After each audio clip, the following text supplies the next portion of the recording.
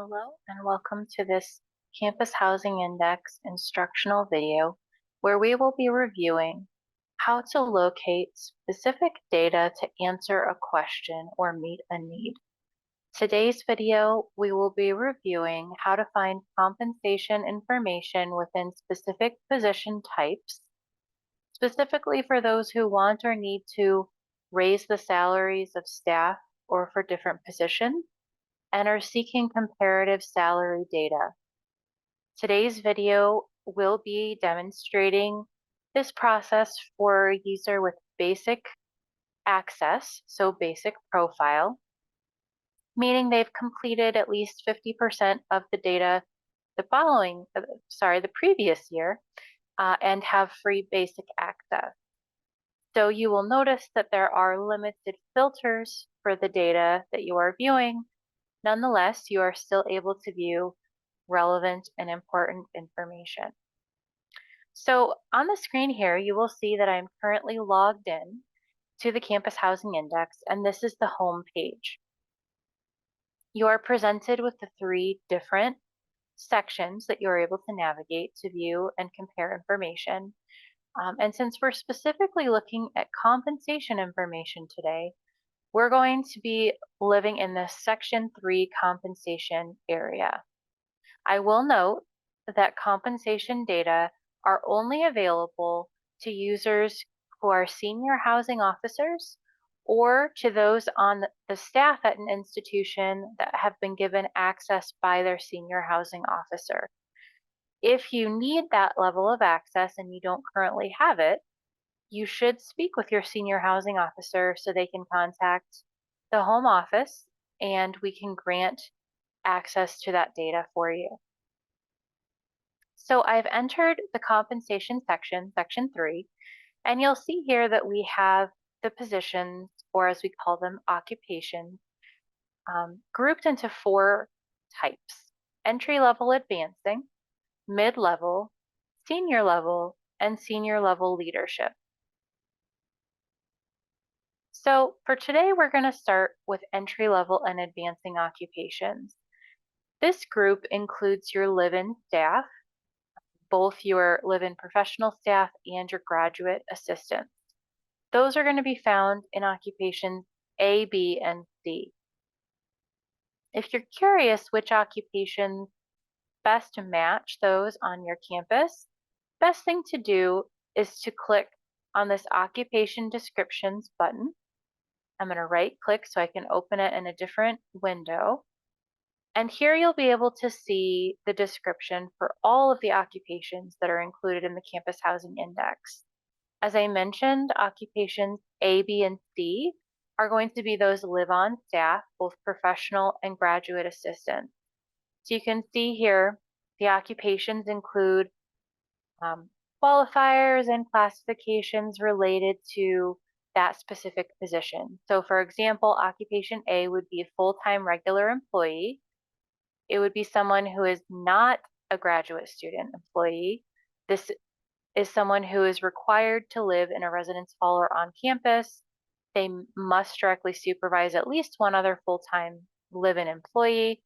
They may also supervise a graduate student staff, and typically they do not directly supervise paraprofessionals or resident assistants. Whereas occupation B is also a live-in position, but it does not supervise other full-time live-in staff.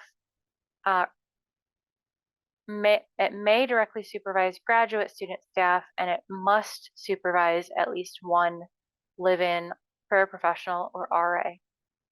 Occupation C then is that placeholder for graduate assistants. And then you'll see for the rest of the entry-level advancing positions, D, E, and F, that these are not live-in staff members, but they are positions that would be classified still as within that entry-level advancing group. So if we go back here, let's say we're most interested in those live-in professional and graduate assistant positions, so A, B, and C. So we're going to select these 3 and hit Save and Next. And You'll see here that this is where you'd be able to enter data, as data entry is currently open at the time I am preparing this video.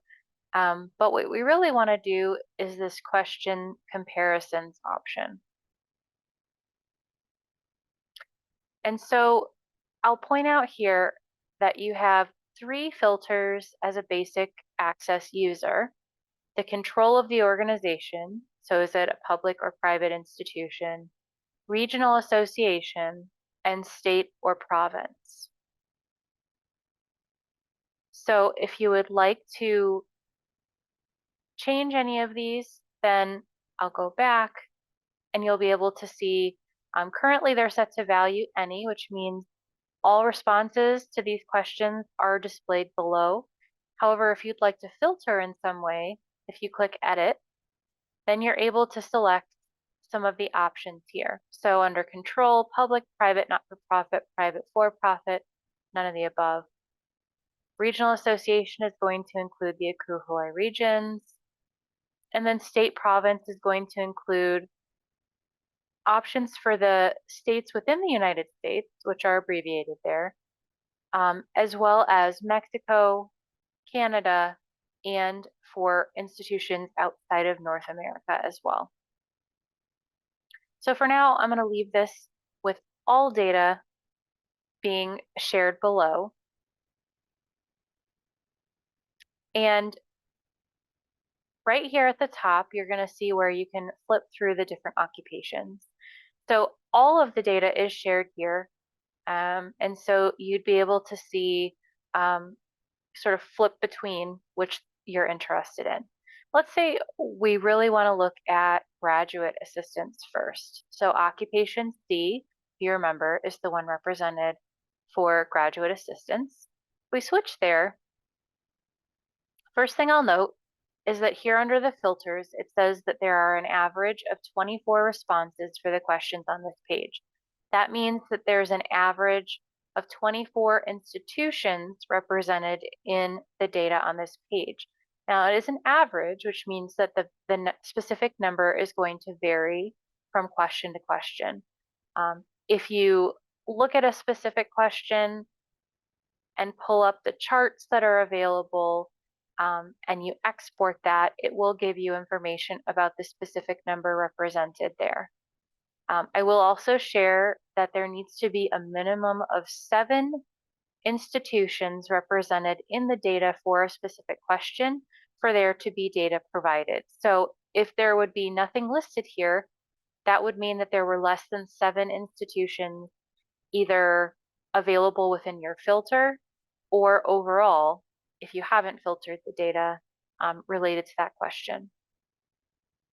So one more point I will specify here is that you'll see the year I have here as 2021-2022. That is the most recent academic year for which we have results available. So that is why I've selected that year. But if you click here, you could look at other years. 22-23 is the year we are currently collecting data for, so there would not be results available to compare there.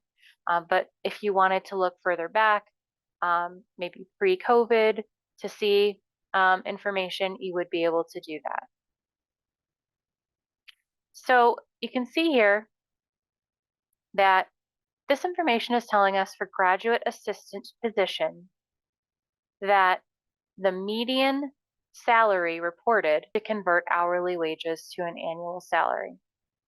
If there's more than one graduate assistant in the occupation and those salaries are different depending on the person, we asked for an average of that to be provided. This lower value here represents the 25th percentile. This upper value is the 75th percentile. And again, this is the median. If we click on this little button here that looks like a graph, it's going to open up and it will actually show you a graph of the information. It's showing you here that you have no filters applied at this time, and it explains what this metric is.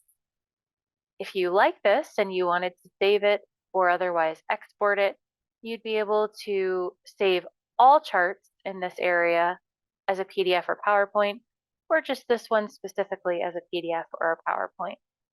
So let's say we want to save this one as a PowerPoint. It's going to open up as a download.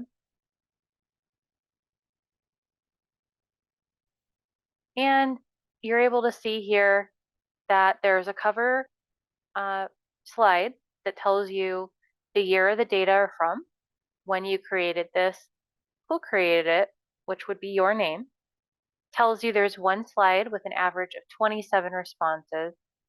And it also gives you information here about what I shared, where if there's that insufficient data message, that means there are fewer than 7 institutions, and that is why their information is not available.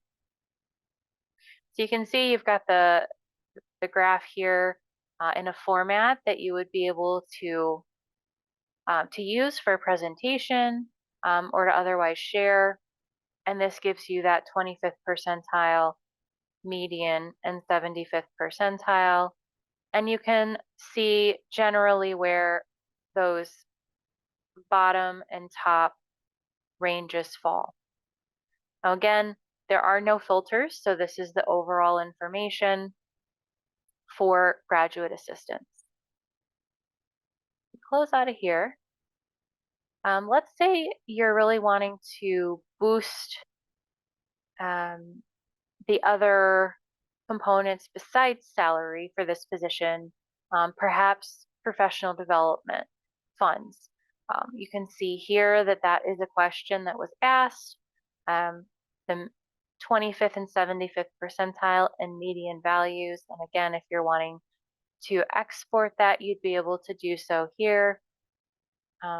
You can also review information about the classification of this position, how many years of experience are required, type of educational attainment that's required, how long the current person or persons have been in the position.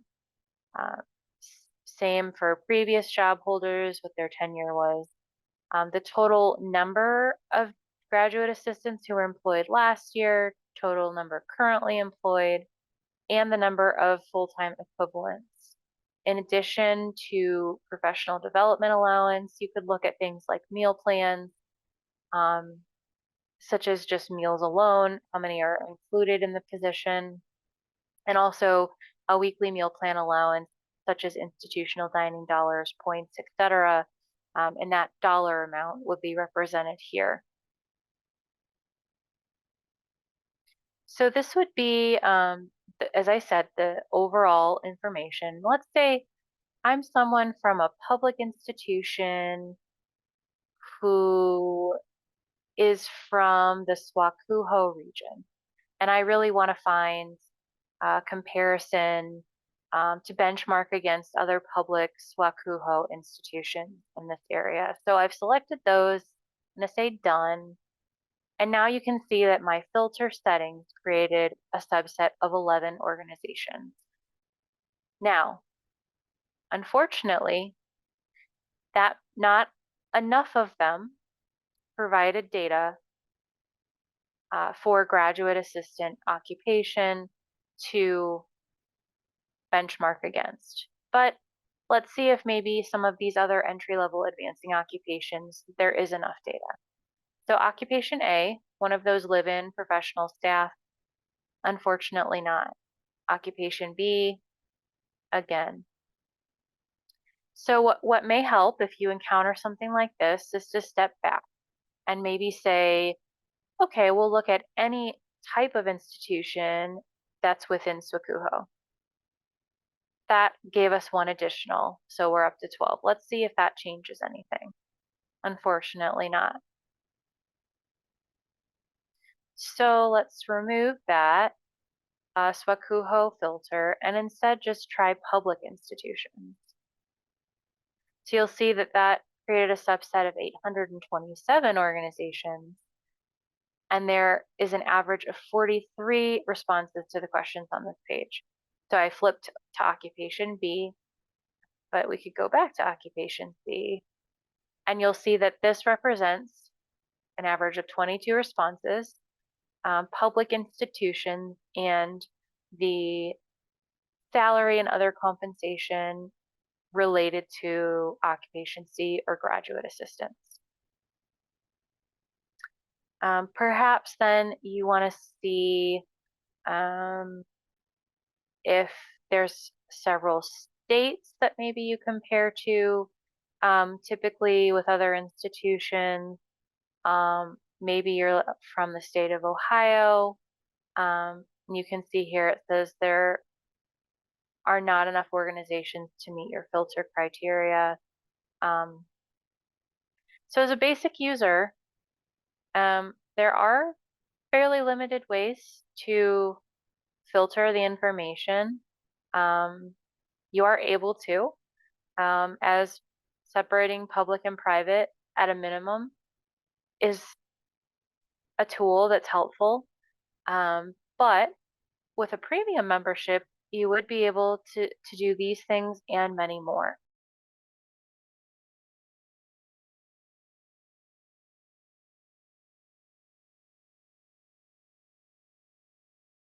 We're continuing our look at salary data for entry-level and advancing occupations with the difference of accessing the information from the account of someone with premium subscription. This means that the person has additional filters that they're able to use when benchmarking compensation data, as well as other data that is available in the Campus Housing Index. So as you can see here, I've already navigated to the compensation area of the Campus Housing Index, and I am looking at the Salary Details tab in the Entry-Level Advancing section. We are looking at the 2021-2022 academic year, as that is the last year that we have results available. And so that is the last year, most recent year, we'd be able to examine the data. So here you can see, in comparison to a basic account, we have many more options for filters. A basic account would have control, region, and state or province.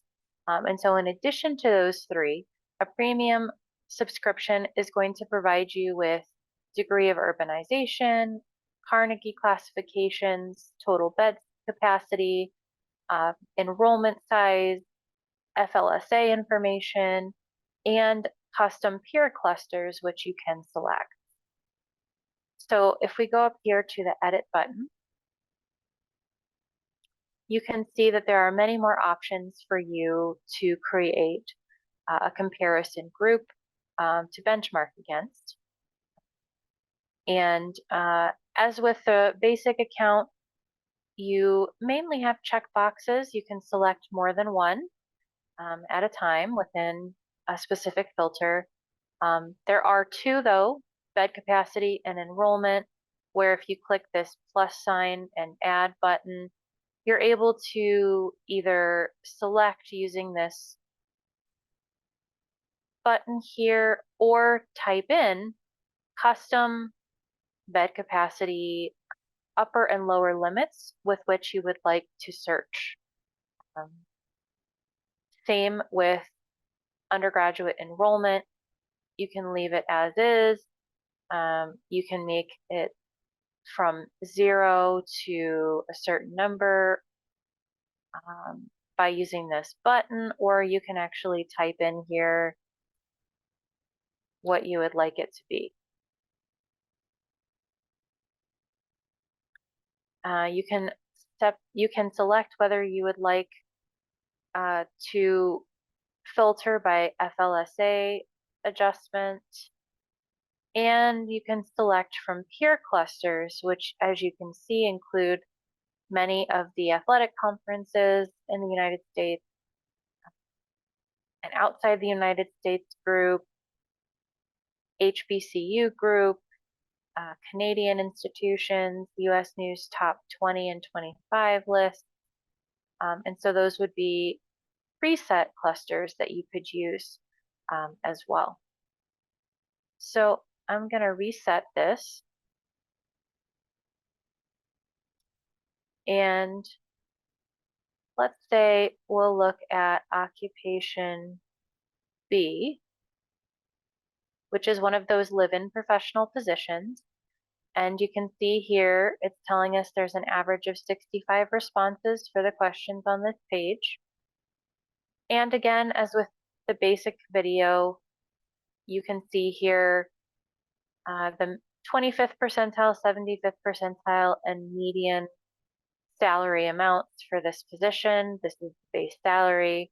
You can see professional development, meal plan allowances, and some staffing information related to full-time equivalents, head counts, tenure, educational attainment, job experience necessary, and classification for this position. So is it exempt, non-exempt, and within both of those, we ask salary or hourly information.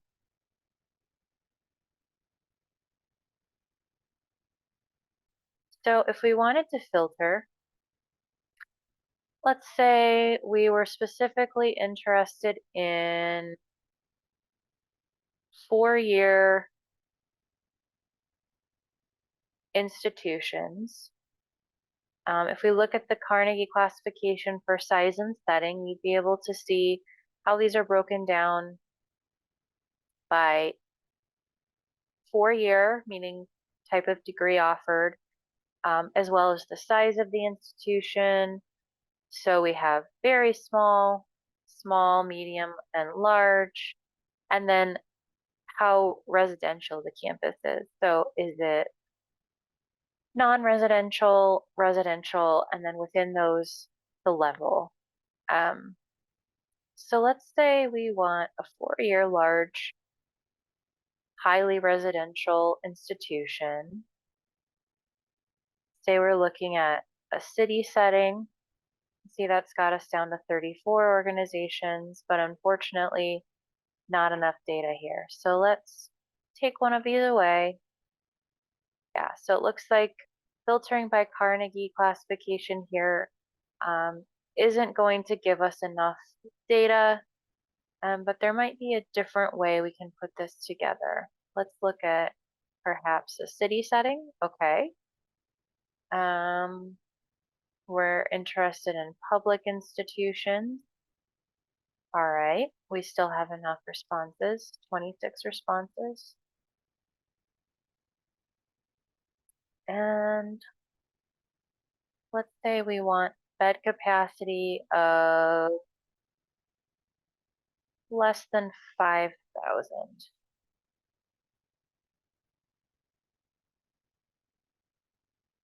So that brings us to an average of 9 responses to the questions on this page, which is just enough to allow data to be available. Remember, I've said before in previous video that 7 is the cutoff.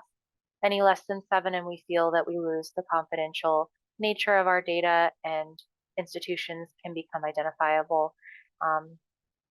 So you can see for some of these, there isn't enough data, meaning enough institutions did not provide answers to those questions. However, some of them there are. So average salary for this type of institution, you can see the 25th percentile, 75th percentile, and the median. We're still able to see FTEs, head counts, educational attainment, and classification, as well as years of experience and tenure. So there still is information. Perhaps we're going to say we'll go up to 7,500 for the bed capacity. And that opens up additional data for us there. 15 responses and enough institutions represented for all of the questions to provide data. So this would just be one example of the many, many ways you would be able to filter. Perhaps degree of urbanization is not as important and selected that, and we're more interested in bed capacity and control, meaning if you're at a public or private institution, that you're matching that, and that you're matching to a similar bed capacity range to your campus, and perhaps also a similar undergraduate enrollment for your campus. So let's say we're interested in a campus with 15 to 20,000 students roughly, and just do 15 to 20.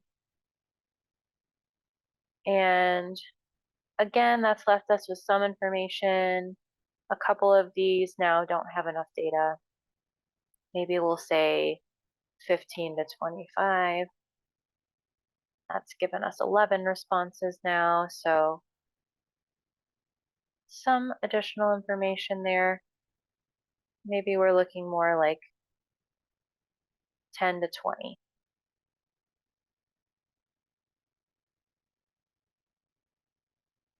So really, the point of this is to show you that you will need to play around a bit with these filters because each year the composition of institutions that participate is different, meaning they have different characteristics.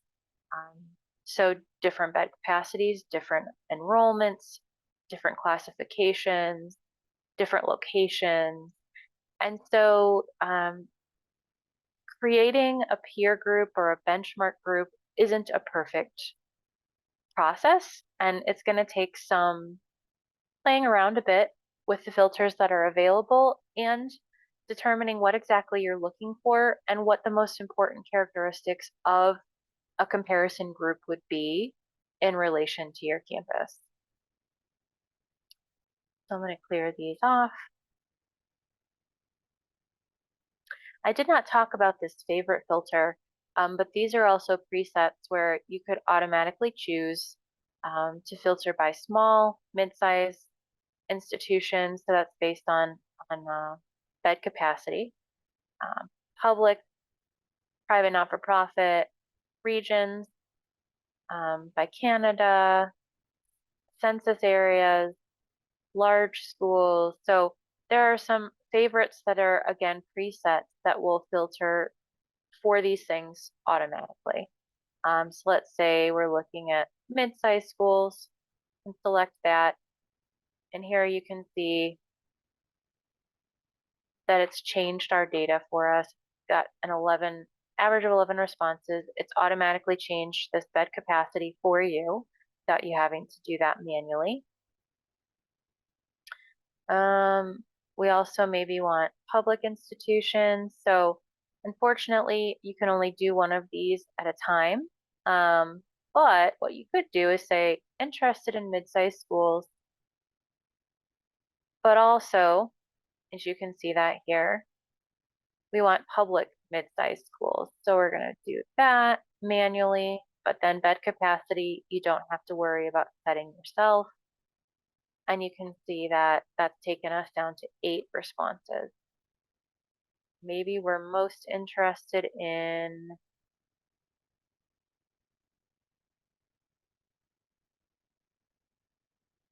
looking at a specific geographic area of the United States. Maybe we're looking at the Midwest. So that's going to select all of the Midwestern states as classified by the census. That's a subset of 59 organizations and 20 responses on average. So you can see that information here. And then something else I'll show you is, let's say you find that public and mid-sized institution is your sweet spot. That's really what you're interested in looking at.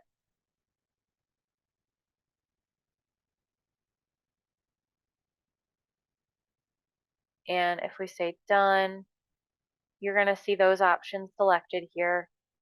You can then hit save as favorite, give this a name, And you would then be able to add a new favorite to the list that's available there. You can see it doesn't give us enough responses for this particular data point, but if there is a specific way you want to filter consistently, you would be able to select those options and then save that as a favorite to use in the future so you wouldn't have to manually reselect the options that you have.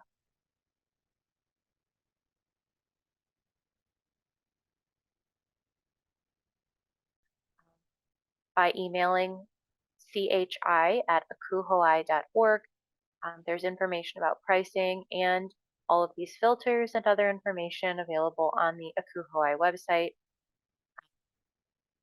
If you have questions about the Campus Housing Index, about entering data, or about finding data related to a question that you do have, please feel free to contact the chi@akuhoi.org email account, and a staff member will follow up with you within 2 to 3 business days, oftentimes sooner, but depending on the workload at the time, it may not be for a couple of business days.